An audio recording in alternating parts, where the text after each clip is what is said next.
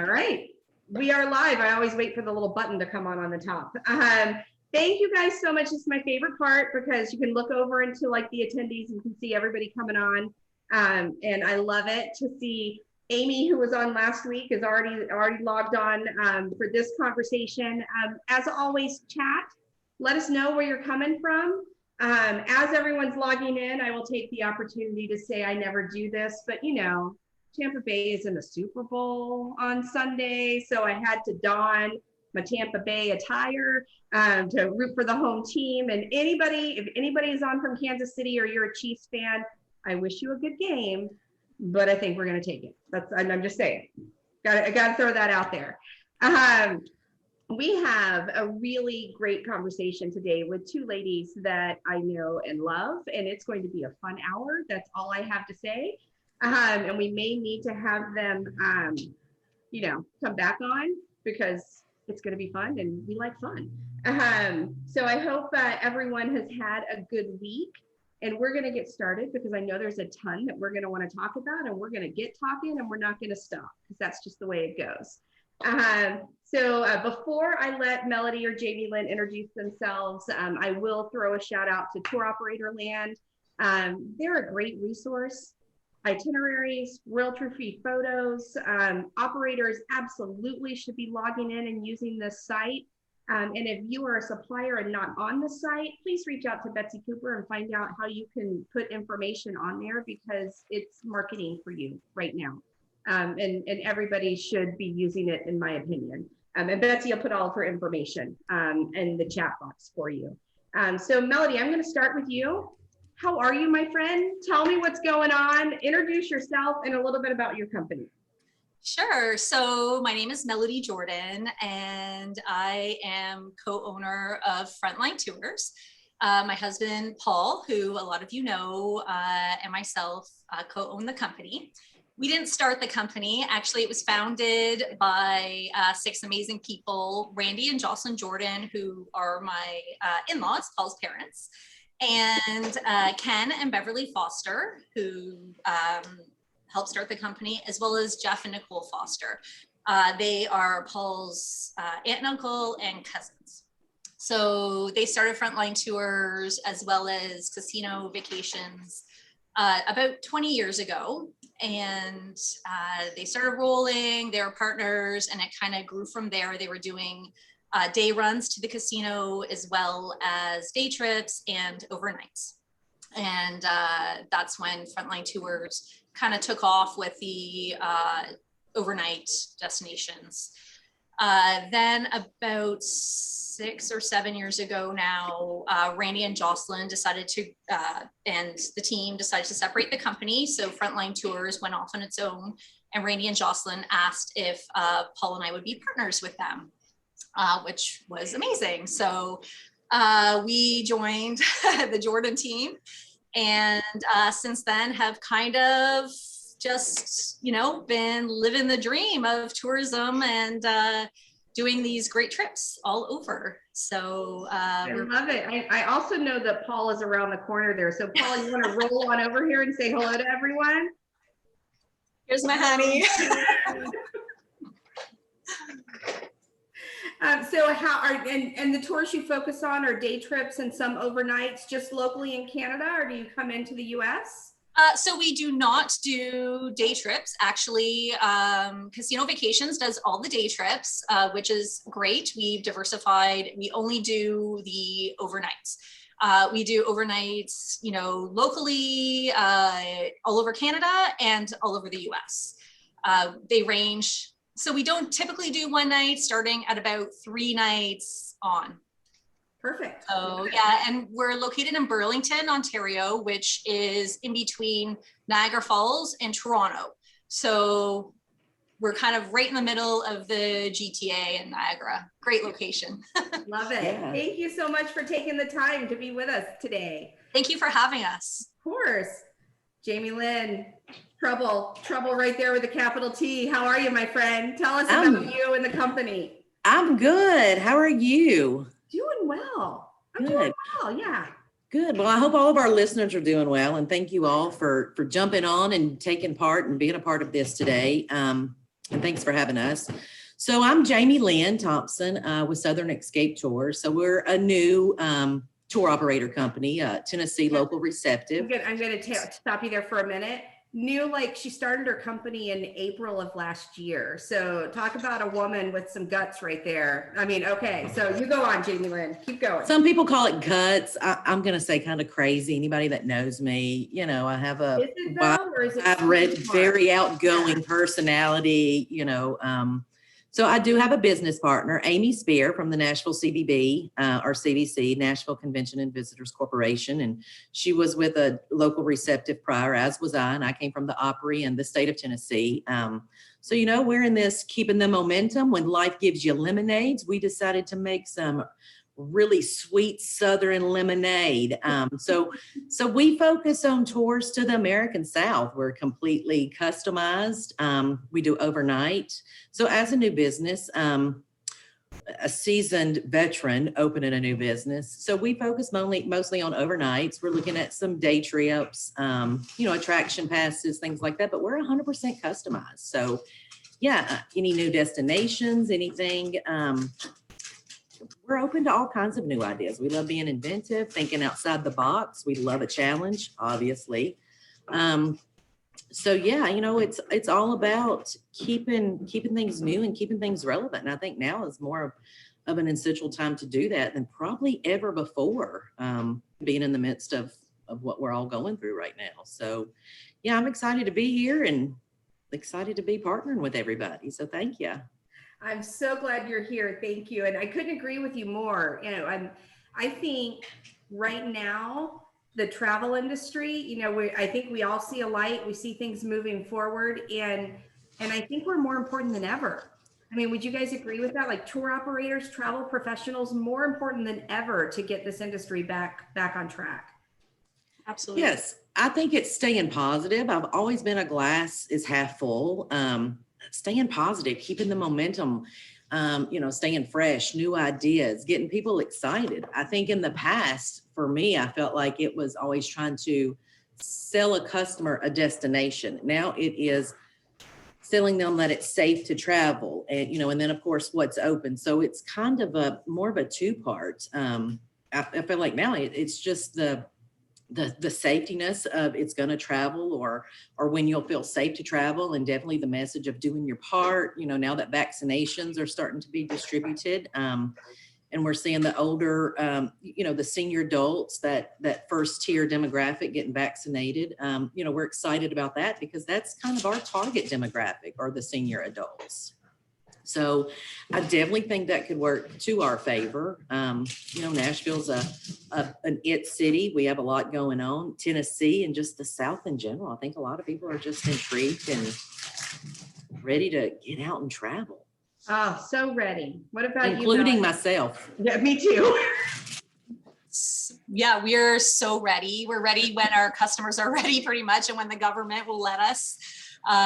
We are a senior-based company, so most of the calls right now we're getting are like our regular customers that are like, what are you guys doing? Are you still there? Are we safe to go? Can we go? What can we do? You know, they're asking the questions, they're excited, they're pretty much just waiting for, you know, again, the vaccine, like Jamie Lynn said, and, you know, for it to be safe to go. Hopefully it'll be soon. Yeah, right. Yeah. But that on the sentiment side for consumers, I mean, if you're getting the calls, you know they're ready. So it's when you're able to do tours again. And do you have a crystal ball on when you might be able to do tours again? So I thought it was going, you know, if you had asked me back in March, I wouldn't even said, you know, by the end of April of last year. But right now, I'm guessing we have the whole flights lockdown for Canada. So I think the date is April 30th right now. I'm guessing we probably will not have anything go before then. But we're hoping into June. Fingers crossed. We do have our trips planned. We have a lot of trips planned, actually, and we are just, you know, waiting for the government to give us the go ahead. We've actually had our buses retrofitted with plexiglass, It looks amazing. It's very clean lined. There's a plexiglass partition between every seat, which goes around. So it's kind of like between the back of the seat and the front of the seat. We've advertised pictures of it, and we have calls even just about that, like how we've done it, what it looks like. So we send pictures, and I feel like a lot of people feel safe that way. It's just, nobody wants to get sick. It's not a good thing. Oh, yeah. And I think as far as when people can travel again, that's the $1 million question. I think maybe I'm starting to feel like everyone's crystal ball is maybe broken. It's kind of out of our control. I just keep pushing the message, like do your part, wear your mask, be respectful, get vaccinated if you can. It helps everybody. We're all in this together, and it's going to take everybody working cohesive to be able to move forward. So I feel like any tour operator receptive, as soon as we can travel again and people feel safe traveling again, we're all ready for you to travel again. You can call any of us and let us know where you want to go, and we got something for you. We want to take you places. So I'm gonna real quick, Kimberly asked if you could share pictures of the retrofitted buses. She'd love or a link. And if you can do that either in the chat, or you can send it to me and we'll do it in the follow-up tomorrow when we send out the follow-up from this particular call. Sure. Actually, it was done by Prevo. So if you look on the Prevo partitions, even online, we can send you pictures, but if you go onto the Prevo website, they have the packages that you can purchase for your buses, and they do it. You have to send them into Prevo and they install it. And Paul just said that they actually have a new kit where they can send it to the garages and they can install it. Perfect. Very nice. Yeah. So I'm going to ask everyone, like always, when if you have questions, if you could put it in the Q&A, that'd be great, because that gives us one place to look for them. But I will find it in the chat if you're more comfortable putting it there. So Jamie Lynn, I had a question for you. When we talked earlier, this company came about, right? Because you had existing tours that needed to go, and another company was not running anymore. Were you able to are those passengers just waiting for things to open up again? Were you able to push them forward? We've had a couple successful trips run. First, all trips that we have ran have been successful. So Amy and I both worked for a very prominent Tennessee receptive that, as a direct result of COVID, filed bankruptcy and closed its doors. We have great client retention just because we're veterans of the industry and have been doing it in different facets for quite some time. We had great client retention. And so, once the company decided to close the doors, knowing that at that time, not knowing how long this would last, but we had customers that, were ready to travel. So we actually started reaching out from our personal email addresses, just our Hotmail, Gmail, and just kind of like, hey, we're, thinking about opening up a business, and would you be interested in travel with us? Just kind of putting some testers out there to see. And the response was very overwhelming. Tennessee is so unique in that, there's a lot of competitors in the receptive business, but some of those competitors have been some of our biggest advocates and support, like, open up your business, anything we can do to help. So many of our partners, of our clientele. So it was, I joke about it and say I do everything backwards, and that's a sign that it works for me. So we essentially opened up or created a business, Southern Escape Tours, to accommodate our clientele.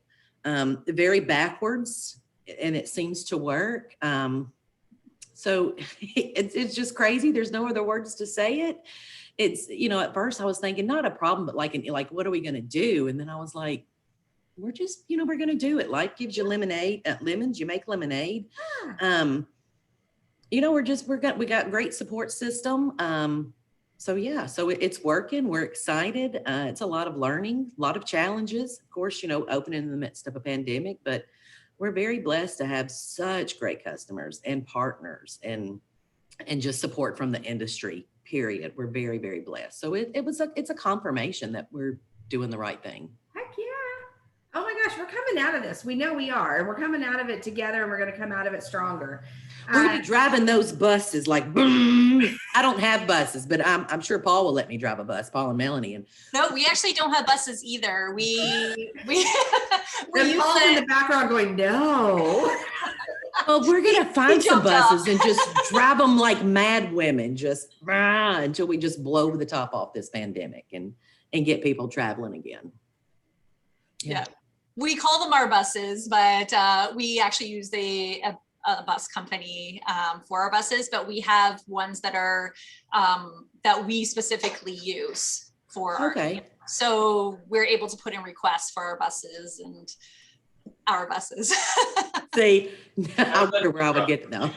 Paul says he'll let you drive, Jamie Lynn. Oh, that's all. I just need a bus. I just want to drive my goodness. that woman and just blow the top off the pandemic. Because I think that's the way it's going to be when people feel safe and are allowed to start traveling again. You know, different countries and, you know, domestic, international, the circumstances are different. But I think once everybody in general is ready to start traveling again, I just think it's going to go gangbusters. I think we're going to be busier than we ever wanted. I think the booking window we're seeing on our side is definitely a shorter window. I think group market in the past has relatively been, you know, 9 to 12 to 18 months. I've had a couple groups that have called and ready to go in 3 months. I mean, from start, and I had one that was in less than 45 days, a group of 36. So, you know, you got to be ready to churn and burn, because if you've got people that want to travel, then I got somewhere for you to go. And have you seen, have they requested different types of attractions or destinations? And what I mean by that is when you have people calling in ready to travel and asking about, you know, what tours are available, are they looking for a tertiary destination? Are they looking for more outdoor activities? Are they looking to do something different? Have their patterns changed at all? You know, I'm going to say something different, you know, depending on the season. You know, we're in winter now. So someone calling right now wanting an outdoor tour, you know, probably is not going to happen. But, you know, I think outdoor garden stuff is always safe. I think spring is going to be, you know, successful. Right now, I will say we're a little light on the first half of 2021. The second half of 21 is looking pretty solid. And 2022 is, you know, very solid. And, so it just depends. I mean, I don't really see any different trends. Of course, travelers are always, you know, wanting something different as far as destinations maybe they haven't been to. I think they've all had a little time to do some research, you know, and kind of broaden their horizon about different destinations maybe they've heard of. Or so I think they're definitely calling with more open mind of different destinations. And that's really based on what's open, who's, you know, what's open and who, you know, meals, hotels, where can you go? So that kind of is honing that in a little bit right now. Are y'all seeing some of the same patterns, Melody? Definitely. So typically most of our travelers do want to go to the US. Right now it is domestic. So we run monthly tours into the States to different casino destinations, you know, our New York City, our Chicago, our Nashville, all of those, you know, places are usually the most popular places. Right now, it's domestic. It's Ottawa, you know, they want to go to Ottawa. They want to go to Quebec City, Maritimes, all of those ones, which is great. You know, we should see Canada and our seniors should see Canada for sure. It's all bucket list destinations for sure. But, you know, I know we'll do the domestic, but crossing the border, it'll be crazy in 2022 for sure. Yeah. So we had a question regarding COVID tests. They're becoming more popular, or you know, their at-home tests are becoming available. You retrofitted buses. Are you going to require passengers to have negative COVID tests before they come on? Any thought process there?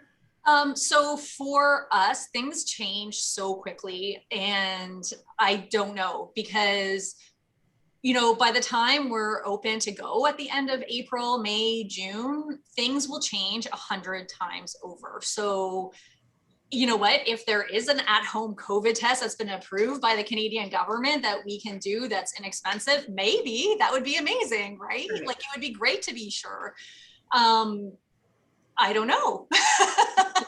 It would be, you know, if it's something that's available, we would be all on board for it, because we do deal with senior citizens, and the last thing we want is anybody to get sick. We only want them to be safe. And yeah, if you know what, maybe it'll be gone by then. I don't know.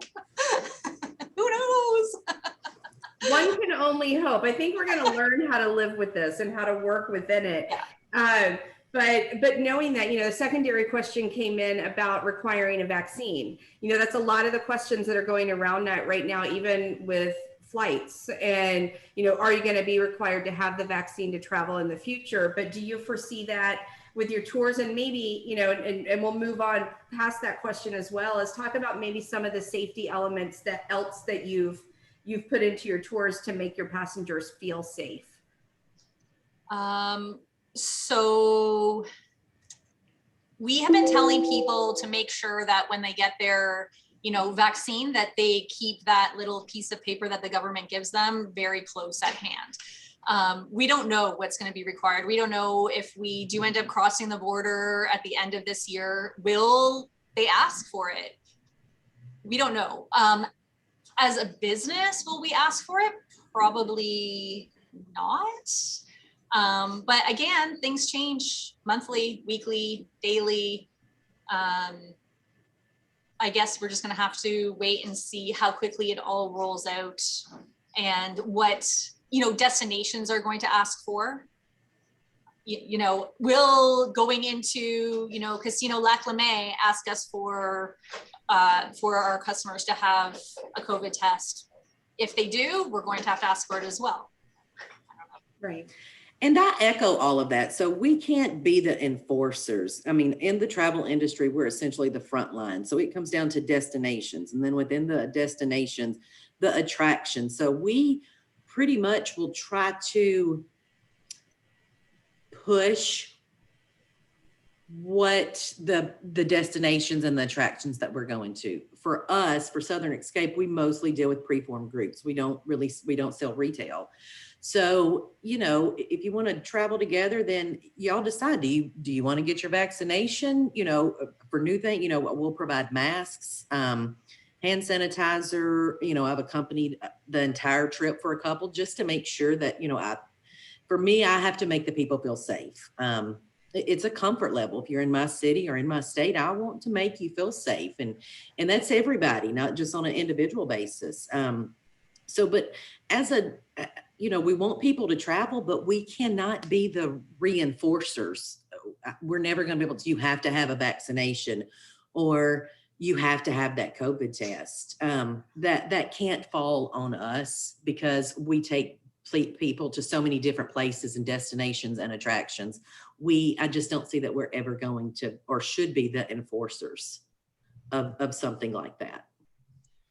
So understood, absolutely. And talking about different places and that you're going, and different destinations that you're going, you mentioned you're always up for new destinations. Are you currently looking for them now? I mean, in this time, have you been focused on creating some new itineraries or adding some new destinations and options? Oh, yeah. Yeah. You know, yes, we're always looking for new destinations. I think in order to, when you have such a great or retention database of clients, to keep them coming back to you, you have to keep offering new destinations. And then also, you know, during COVID, a lot of things have closed down. A lot of things have not opened. So, you know, I may have built a tour for a client and sold it to them 6 months ago, with the assumption that all of those attractions would be open, and they were at the time. But then, you know, we just dealt with one last week where a couple things had closed. I mean, you know, we're getting within, you know, 2 months of this trip now, and just keeping track. Some of those things have closed. So find new things to go in, you know, in place of that, so they still have an authentic, genuine experience. So it's having to stay on top of stuff. I think being a receptive tour operator now, I think it's about being resourceful. And I think that we're probably more valuable than we ever have been before, because each destination has different guidelines. Things have closed. Each attraction has different guidelines. Some things are open. You get into restaurants, like what are those got? So it's, there's a lot of moving parts in something like that. That's changing every single day. So it's about being a resource, in which I'm a people pleaser, I think, at heart. So I think that's why it's such a natural fit. And I love doing this, being the receptive tour operator. I like a challenge, and I like finding solutions to people's problems. I like telling people what to do. She does. Yeah, So yeah. You're in the perfect position, my friend. So. Melody, what about you? Are you guys looking for new destinations? And Kim has a great question. Are you looking for smaller towns rather than large cities? Kind of what we touched on before, rural towns, outskirts to larger cities. Are you kind of looking for things like that to update your tours? To your point, Jamie Lynn. Of course. So really, Paul and I and our team, we're always looking, even outside of COVID, for new ideas. That's why we love like OMCA, ABA. We go to those places and we just thrive on hearing the new ideas outside, little towns, little places, whatever. Everything. We come back to the office and we brainstorm about it. So any kind of ideas that anybody has right now, please email me.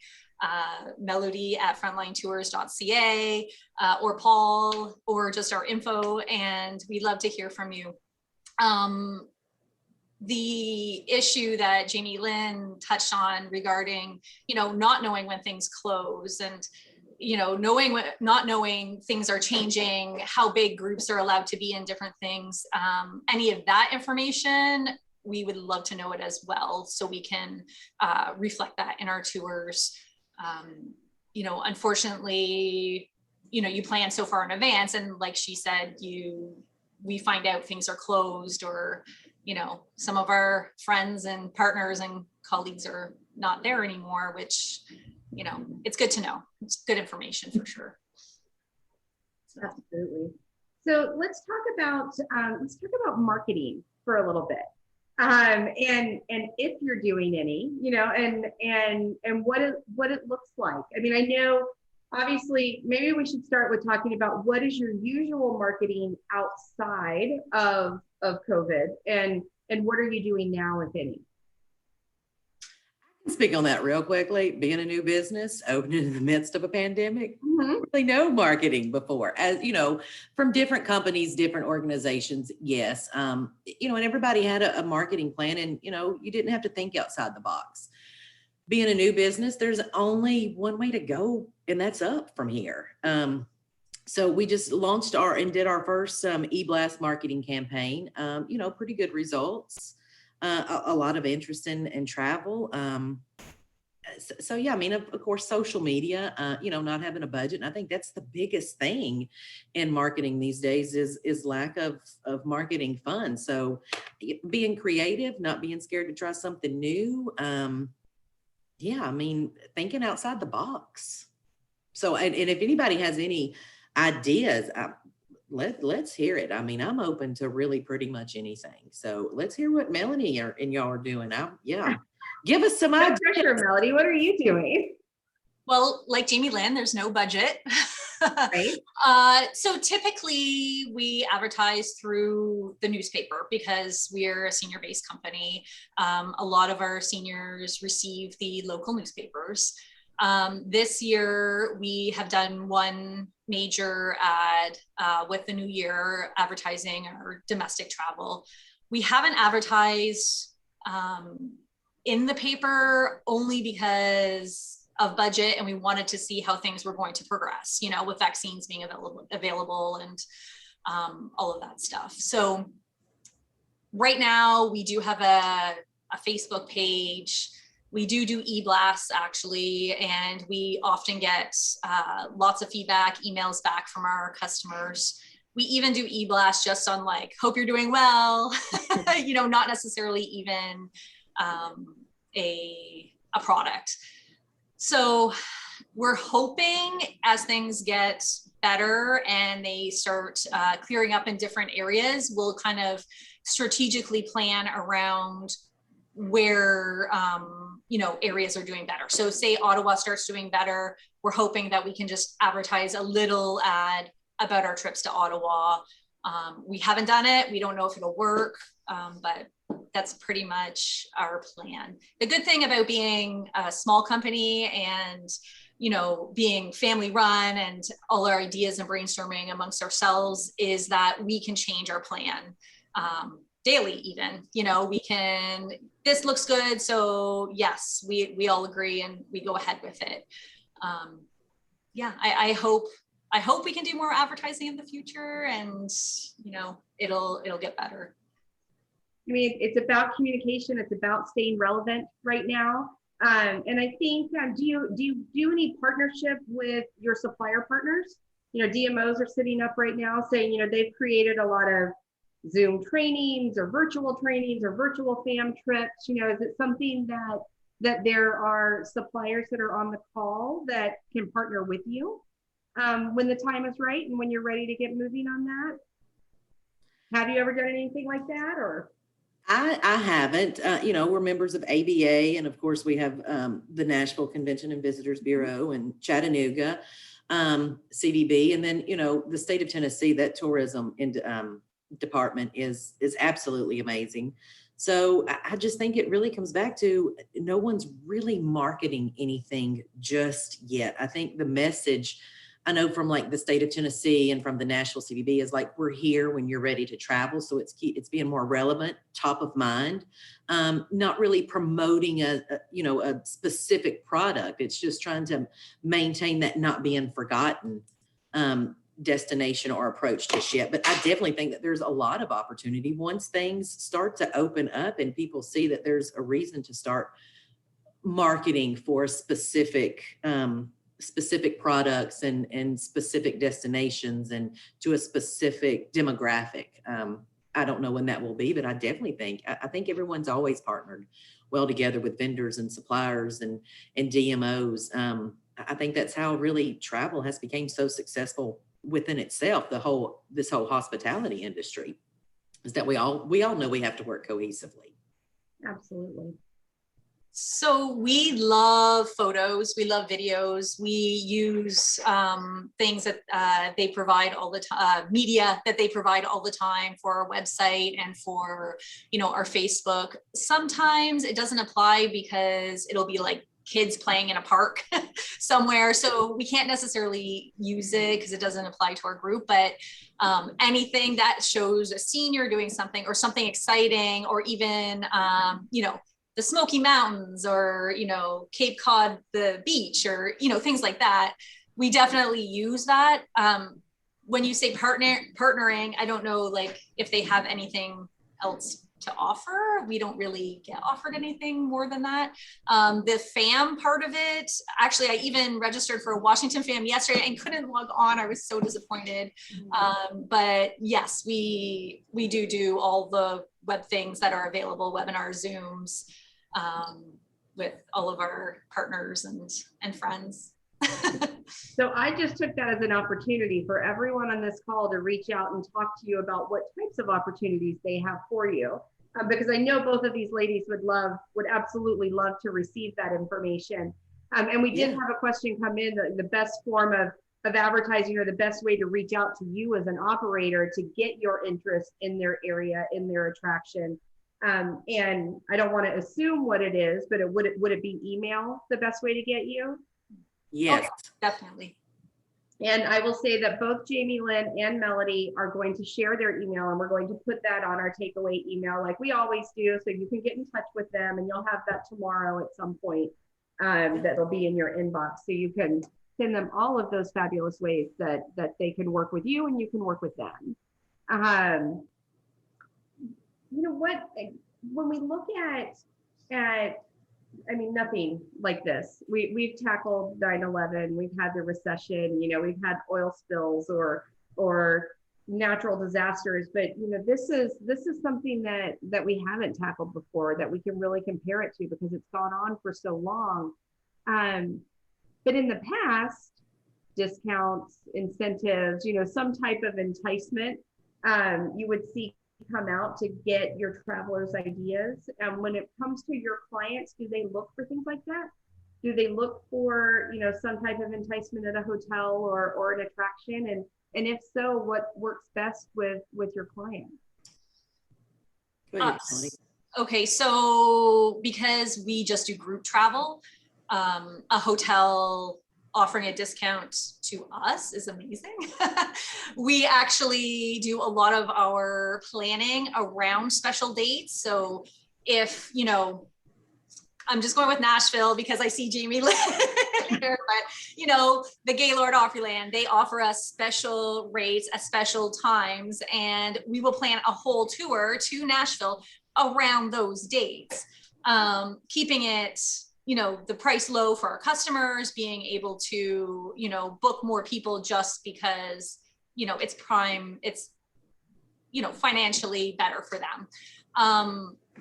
For us offering a discount to our customers, we don't necessarily run any of those kind of promos.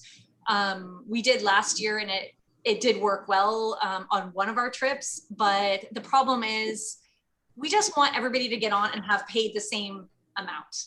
We don't want people waiting to the last minute to book only because they think they're going to get a sale price. It's always the same price for everyone. So for us, it works really well because it's first come, first serve for seats. So if someone has in their mind that they want to go to Nashville on their for 2022, when we launch the trip, they'll call right away if they know they want to sit at the front of the bus. And we get a lot of, the booking being able to guarantee the tour quickly based on the fact that they know that it will sell out and we're not going to change our price. If we start changing it, I feel like we're going to get backlash. We just don't run our business model doing sales. And I think in group sales, it's important that everyone gets the same price. Everyone gets the same experience. I think that's part of what keeps people coming back, traveling with you specifically.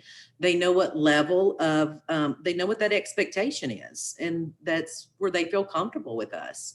And to speak what Melanie said, it's, any kind of discount or incentive we're going to have, we're going to package that in. It's always our goal to give you the lowest price trip. Like that's the incentive to get you to travel, that we've negotiated great rates with our vendors to where we're offering a trip at this specific time, maybe that you can't get from anybody else. So that's the incentive within itself to, travel at that specific time to this specific destination. So as a company, what are the incentives that are most important to you? Is it rate? Is it a rate base? And do you think it's going to be rate moving through this year and into next, or is it some other tangible item?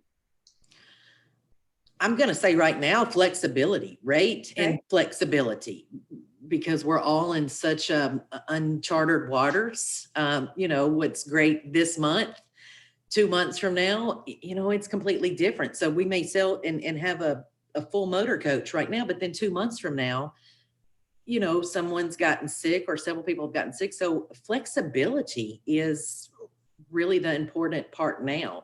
It kind of changes. I would say pre-COVID,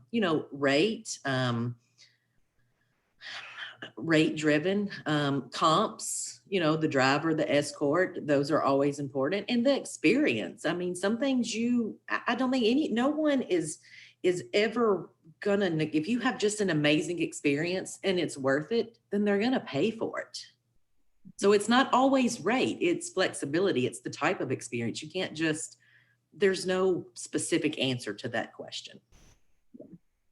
Yeah. So it depends on the group that you have. Everybody's choice is going to be different, right? Mm-hmm. And I'm sorry, Melody, you were about to jump in on that. Oh no, I was just going to say I agree with everything Jamie Lynn said. Flexibility is key, and again about our business model, because everybody does things differently. But we have outside of COVID, our cancellation policy is amazing. We take a small deposit on the seat, and no matter what, we cancel 30 days. You can cancel, get a full refund on your deposit up until 30 days before. That was pre-COVID. That's just how we operate. People book and they feel secure about it. But all of the things that Jamie Lynn touched on, the experiences and, you know, everything, she's right. She's spot on. So, right, see, this is why these ladies are on here together. So, you know, as you're moving forward and thinking about the rest of this year, thinking about, you know, 22, because I know you're planning trips, you know, for as you go into next year as well. What, COVID aside, what are some of your biggest challenges right now that everyone on this call can help you with?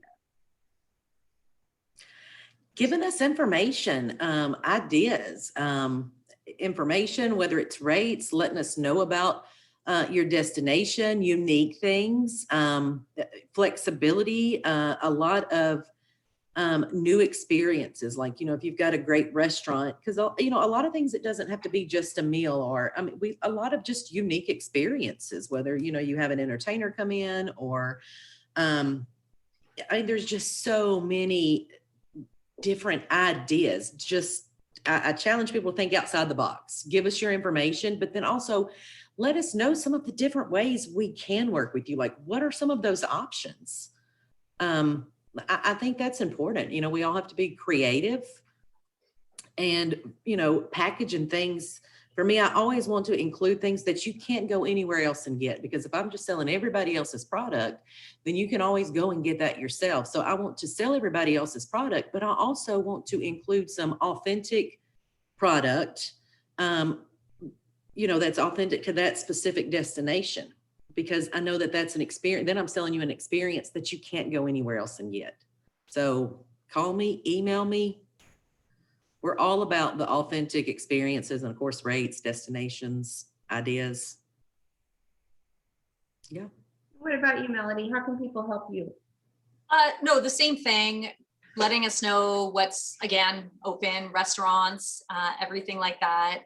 When we do talk, anything that we can use when we're talking to our customers to sell that tour is amazing, because, you know, we're on the phone with them. If I can just, you know, say what the best thing about the trip is and be excited about it, it sells them on it.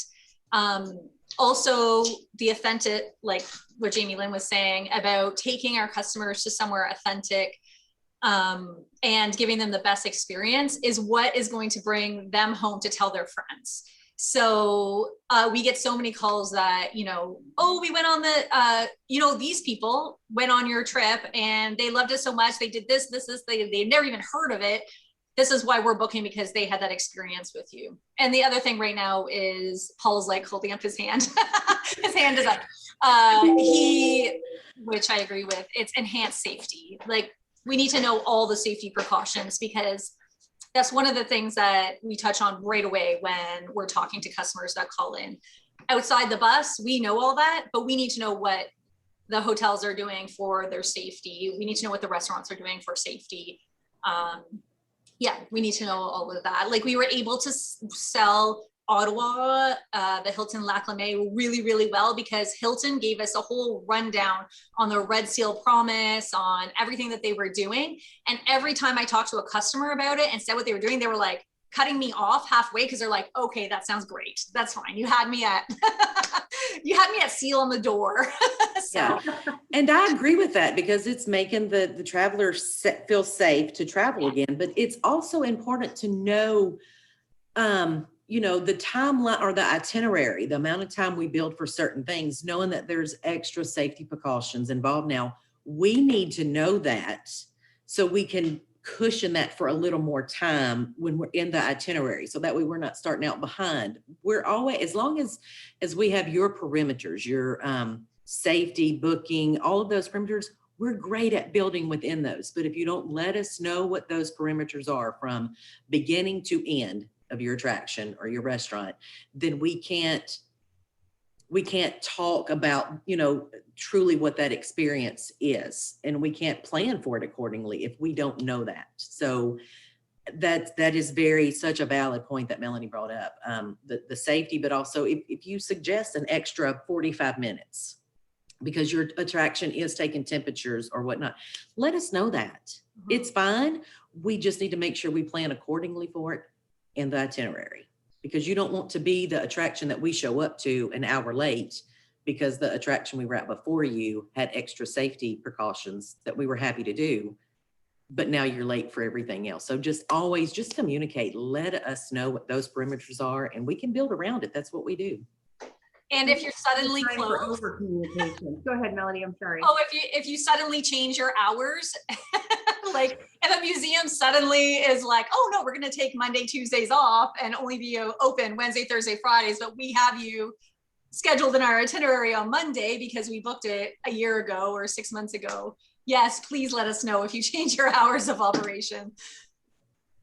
So you mentioned, I mean, obviously safety, we know, safety, flexibility, these are all things that are super important, you know, moving forward this year and will be into next year as well. Do you think it's important to have a certification? You know, a lot of destinations and Jamie Lynn, you mentioned Nashville, they came out and did it really great right away. You know, they created a safety certification and had all of their partners come in. West Palm Beach did the same thing. Lots are out there doing it. But then there's also official designations from the WHO, from WTTC. You know, is it important to have that official safety certification on your destination or product? I don't know that that's going to matter. I think that's one of those things you can really go down a rabbit hole with that. You have to be very cognizant of, are you asking too much? I don't want my travelers to ask more of me than I would ask of them. So, you know, within a certification, what does that mean? You know, different certifications are weighted different things. So for me personally, if it becomes something that everyone wants us to have, then of course we will definitely do it. But in return, I'm not going to ask you or be the reinforcer for you to get your vaccination or to take a test. Just, you know, I think it comes down to trust. If you want to travel, I want you to trust me. I'm going to give you the safest, best, hospitable Southern experience I can give you from beginning to end. Okay. I can't offer anything more or anything less. So it just comes down to trust. So for us, it kind of shows effort when I see that, yes, we have a certification, even if it's just your internal certification for a hotel, for a destination, you know, just saying to me, yes, we've gone through this procedure. We've walked it out through it. I know that then your staff is trained on it, that everybody is in the know, right? Because I don't want to get somewhere and then one of my customers say, well, they didn't make us distance in the lineup or whatever. And then when they question it, one of the staff members or, you know, the team player says, oh, well, I don't know. That's not a rule, or that's not, you know. So it's nice for me to feel reassured that my customers are going into somewhere where everyone's been trained on, you know, the protocol of everything. And I do agree with that. I do. And I think from a corporate perspective, I think, you know, with Nashville, it's the Good to Go initiative. You know, we have calls, we're all updated. It's not required for everyone to be. And I don't think it, you know, and it's, you know, it's part of your logo placement on their website. You can use it on, you know, on our website. And then, you know, some of the vendors downtown, they can have it. I don't know if people will pay attention, or a lot of people will not even know what that initiative is, the Good to Go. So if there was one across the board that everyone had to commit to, I think that would really be important, one that people associated with and knew what it was and what it meant. To see that, I think that would be very important. But when you have every state and every attraction or every destination within those states having something different, what does that mean exactly? And you know, how is it enforced? So unless it was something universal, I think we're going to deal with a lot of individual one-offs and then not knowing exactly what the extent of that means. So Lisa has a question about virtual events and specifically about ABA. And we go to ABA and we're partners of ABA, and our heart is breaking for them right now because they're questioning what they have to move their in-person show, and they're questioning on whether they need to do it virtually or in person. I do know ABA is generally on this call as well. We've done calls with them. They were really forward thinking, and they built out some great virtual products for their event that even with the in-person that they were going to have. But Lisa's question is, what would you prefer? Would you prefer to be virtual or in person for ABA, since you are both members and both attend? Go ahead. So personally, I would love to be there. Paul and I have discussed it at great lengths, and I would love to respond that absolutely we would be there. You know, like Peter Pantuzzo said, that's where we hug each other and, you know, shake each other's hands and talk about our families and what's happened through there. And we need that right now more than anybody has ever needed it, you know, to reassure each other. Unfortunately, I don't know, because the borders aren't open and all of that stuff. So we are, as a company, going to wait until we know how we can answer, you know, until it's a for sure thing. But I would answer yes, absolutely. I would be there hands down if I was allowed and I knew I wasn't going to get anybody in my family sick. Right. And it's the same for us. I'll be honest, I voted for virtual when the survey came out on Monday. But I think we all need it individually, as an industry. I think we all need in person. Did I say I voted virtual? You did say you voted virtual. Okay, I voted in person. I was still distracted by the dog over here. I voted for in person because I think we all need that individually as an industry, and to move forward, to go forward, to grow, and to get back what we know was such a prominent industry. We can only, you know, networking is one of those things that can only happen in person. We've all become accustomed to the virtual, and it is, you know, it's a great option. So I say in person, but only if everyone, like if I can go in person, but Melanie and Paul couldn't come in person, then it's not the same. So a lot of that I'm going to say is kind of, you know, it's bigger than all of us. I know that, you know, ABA is amazing, and the advocates and the lobbyists that they have, and Pete and Lynn and everyone, I mean, day in and day out doing what they do, advocating on our behalf, all, you know, every day is amazing. But a lot of that is even outside of their control because of the borders. And, you know, the ABA is such a, you know, so many international partners are part. So to have something that not everyone could participate in, I don't know how you could incorporate that, but if anyone can figure it out, it would be Pete and Lynn. So, Yep. and Lynn and ABA. So yeah, I think anyone on this call, I think we could I speak for everyone. Anything that we can do. I mean, every time you've emailed and sent out e-blasts and asked us to email, you know, our Congress, our legislators, you know, we're very first and forward in doing that. So if there's ever anything we can do to help support ABA, I think we're all on board to help do that.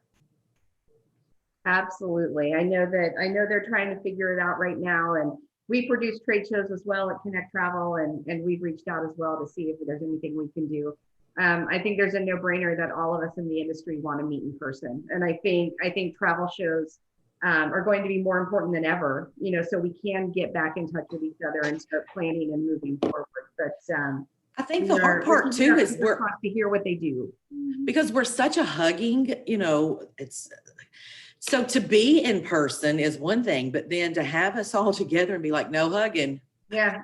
I don't know how they're going to handle that. I mean, elbow, the fist bump, because there's just so much love. We're really a family.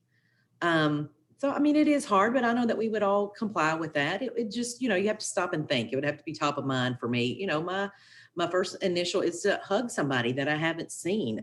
There's so many people that give just such great hugs. It's not just I hadn't seen, like, just a really genuine hug. And I know that's something that I need. I think we all need a big With hug all right these now. people that give them and need them, it's going to be hard to just elbow or fist bump, but we'll get there. We'll do what we need to do to make the in-person happen. That's for sure.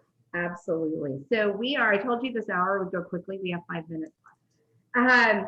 So I'm going to ask you to break out those crystal balls again. I hope they're working for you.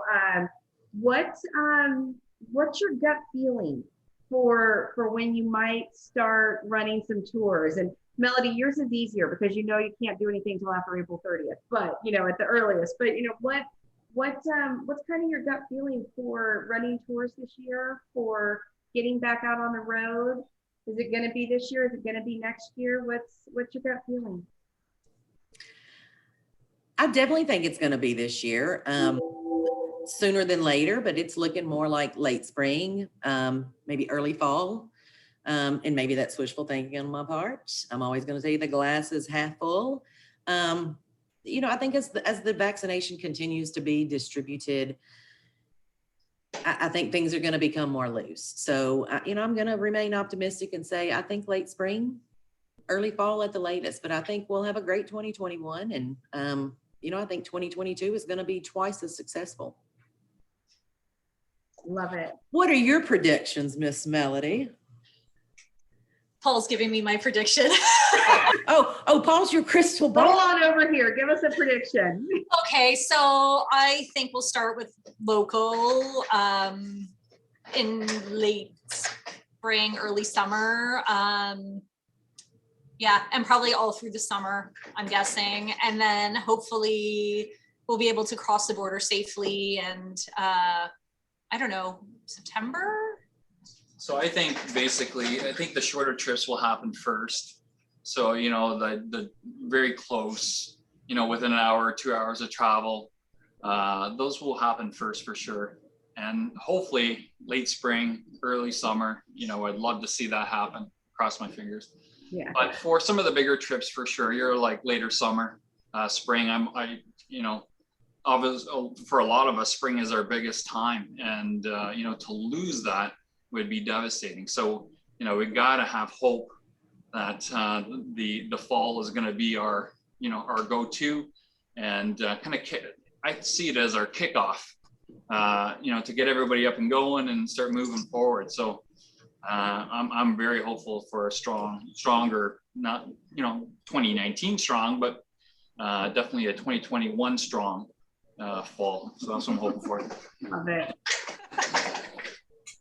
Did you just push him out of the way, Melody? Is that what I saw? He did. She saw that. She just gave him a little boost. I love it. Well, any last minute insights, Jamie Lynn? Any last thoughts, final thoughts you want to share with everyone? Just keep the momentum. I know it's hard, but let's stay positive together. Let's keep the momentum. We know that travel will return.